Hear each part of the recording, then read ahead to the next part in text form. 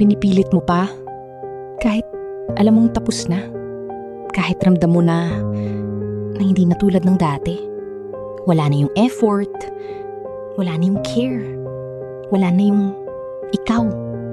Pero andyan ka pa rin, kumakapit sa mga alaala, sa mga dati na masaya, sa mga pangakong hindi naman natupad. Iniisip mo, baka maibalik pa, baka pwede pa ayusin. Pero habang pinipilit mo, lalo mo lang pinapahaba yung sakit.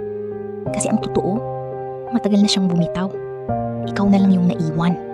At hindi dahil mahina ka, kundi dahil totoo yung naramdaman mo. Pero minsan, hindi sapat ang totoo para manatili. Kaya siguro, hindi mo kailangang ipilit. Kasi ang para sa'yo, hindi mo kailangang habulin. At ang tapos na, mas masasaktan ka lang kapag pilit mong binubuhay.